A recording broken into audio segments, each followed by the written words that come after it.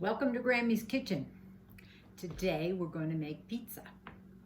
Now I know pizza dough is really complicated sometimes with the yeast and having it rise and all of that, and things can happen and it takes you a long time to do it. But this recipe does not call for yeast in your dough. We just have 5 simple ingredients. We have flour, salt, Italian seasonings, eggs, and milk. And this is going to be totally different than what you've ever had, you know, as a pizza. Although it'll taste just like a pizza. It's going to make a thin crust pizza, so it's going to be very crispy on the bottom. It's going to be thin, and then you're going to, you know, you're going to have all your toppings and things like that. But it is different in a lot of respects. So let's get started, and I guarantee you it's going to be good. Grandpa and I had it already and really enjoyed it, making it again for dinner tonight. Okay, we're going to start with 1 cup of just all-purpose flour into your bowl. All right, then we're going to have 1 teaspoon of salt. This looks pink, doesn't it? Well, it's pink Himalayan salt. It has a lot of the minerals still in it, not all taken out. Next, I'm going to put Italian seasoning right into the crust. This is a blend that I made up. Has rosemary, thyme, basil, oregano in it. 1 or 2 teaspoons. Today I'm going to use like 1.5 to 2. I want it really seasoning. Okay, just a little mix up there. A couple of the eggs from the girl. Near disaster just happened. The egg went all over the place. Anyway, good thing I have plenty. All right, 2 eggs. So we're going to mix this up, get those eggs incorporating into that flour. And then we're going to use 2/3 of a cup of milk. Doesn't have to be whole milk or anything like that. All right. And as you start stirring this up, you're going to realize it's really soupy. It's not like pizza dough at all. But don't worry. Actually, the name of this pizza is Crazy Crust Pizza. So I guess this is how it earns its name. But you can see it's kind of soupy. I'm going to keep stirring it up a bit. I guess you could use a whisk too. And get all those little lumpy bumps out. And keep scraping the bowl and going round and round. It smells really good from the Italian seasonings. Anyway, so there we go. All right, the recipe, when I first viewed it, called for a 10 by 15 inch cookie sheet. I thought, whoa, that's pretty big. First time I made it in a cast iron pan. I have about a 12-inch pan. I figured that was probably too small, so I made it in 2. A 12-inch, and then I had like a 6-inch. That seemed to work out very well. I got 2 of those. But what I decided to do this time was just use my big 15-inch pizza pan. So what you're going to have to do is you're going to have to grease it liberally. Coconut oil. I actually use bacon grease on this. It's going to make that crust really good. But it's important to grease it very well because there is no oil or anything in your dough pizza dough has oil in it, which helps it not stick to its pan. And also they use cornmeal or something like that, but we aren't going to do any of that. So I liberally greased up this pizza pan, and here's our batter or our pizza dough. It's kind of like it's like a pancake dough, but or pancake batter, but even less thick. It's really rather thin.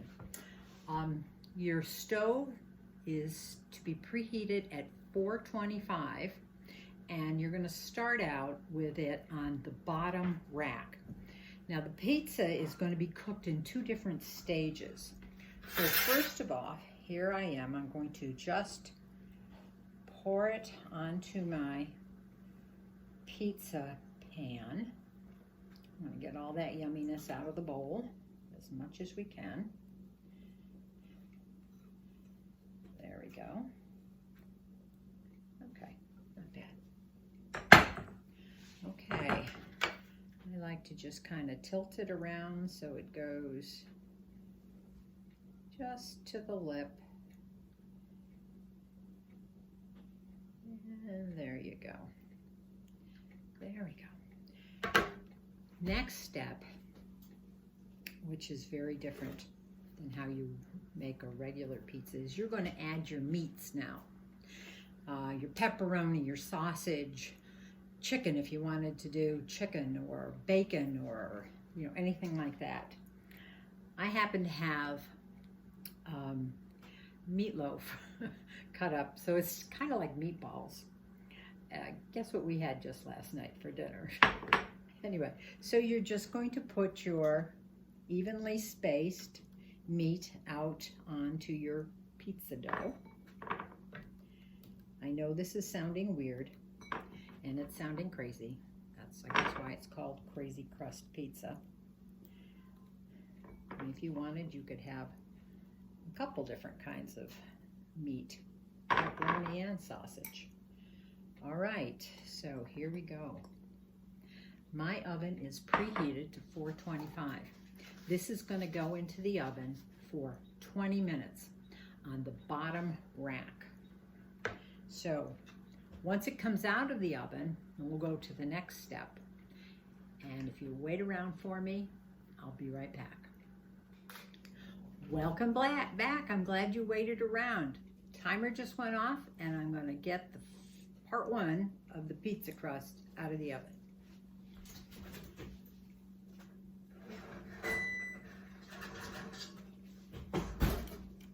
Woo! My glass is steamed up. All right, how does that look? Pretty good, huh? Okay, so next part is the toppings. Now, as you see on my cutting board, I have a green pepper from the garden, fresh picked, a couple fresh tomatoes, onions from the garden, mozzarella, not from the garden. I should learn how to make that. And here is some sauce that I made up yesterday. So, and then we have some Parmesan cheese. So we're just going to start layering our ingredients. I'm going to start with a little Parmesan cheese on the base.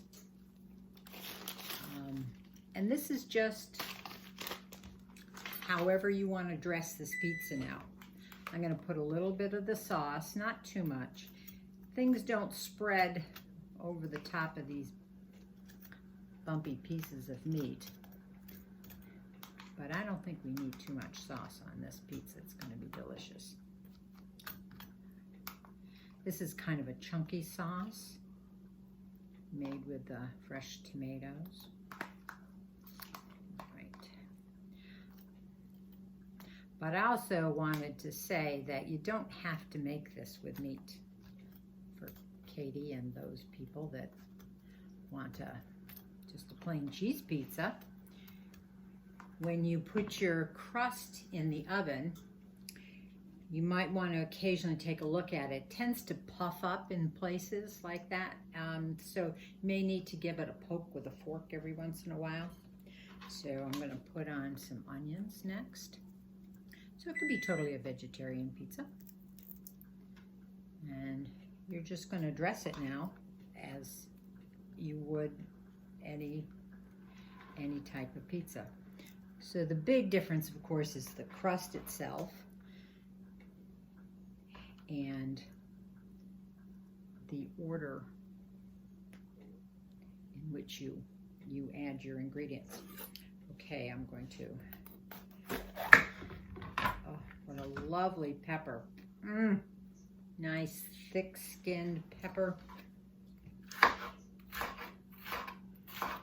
Straight from Grammy's garden. Peppers are doing fairly well. Tomatoes are starting to come on. Slowly but surely. And I wanted to show you, look at these little cutie pies. Aren't they so cute? Oh, escape, escape. I think Coop is going to pick those up. These are Candylands. Oh, they're so good. A little pop of sweetness in your mouth. Oh, doesn't this green pepper look great on here? Awesome. I think I'll put a little bit of basil also from my garden. I like to put it on now so it gets covered up by something, usually the cheese. Because if you put it on the top, it usually browns and then it doesn't look very good. It tastes okay. But I'll just put it, you can actually put it on pizza right after it's cooked. So then you don't have to deal with you know, the brownness. Look at that lovely tomato. This is one of those Wisconsin 55s. They're lovely. They're very nice too. Sweet tasting, very tomatoey. Probably don't, they make a nice slicer, a nice eating tomato. Not so much a sauce tomato because they are quite juicy. Little one here. Fill in some spaces on the pizza.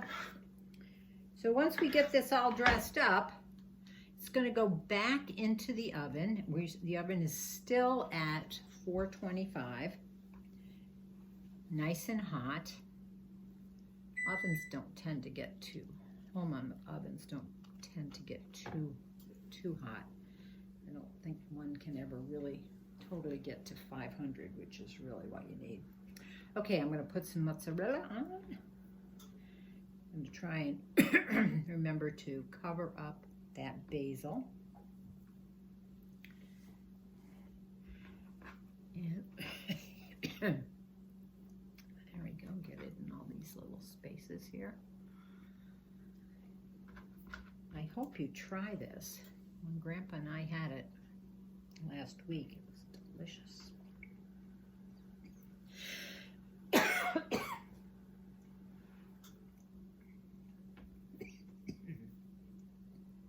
Okay.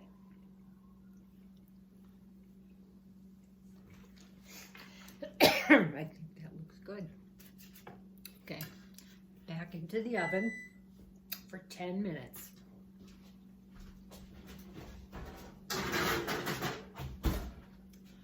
Okay, hang around for another 10 minutes and we'll see you when it comes out. Hey, we're back. Out of the oven, looking good. Oh, yeah. Okay, smells good too. All right, we're gonna cut it up and see if we can't do a taste test. I'll have that piece in mind. You don't have a big enough plate. Oh, okay. Okay. All right. I don't know if I've mentioned it starts off on like the lower rack in the oven, and then you need to put it up either on the middle rack. Max temp. I guess so. Okay.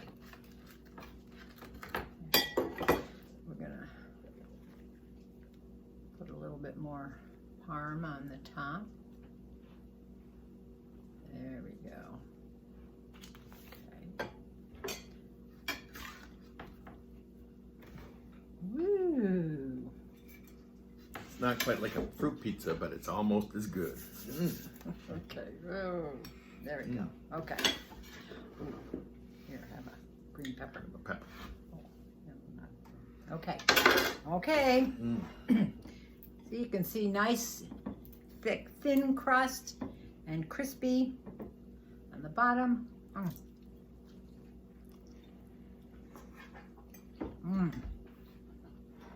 That's good. It was just as good as the first time. Let's see. That is excellent pizza. Have a napkin. That is so excellent pizza. Anyway, I hope you try this. It's different. You don't have to worry about the the yeast and rising the dough and punching it down and rolling it out and fighting with it. Just pour it on the plate. It's a very unique thing. Crazy Crust pizza, from Grammy's kitchen to yours. Try it. Right here. Very good. Okay. Bye. Bye.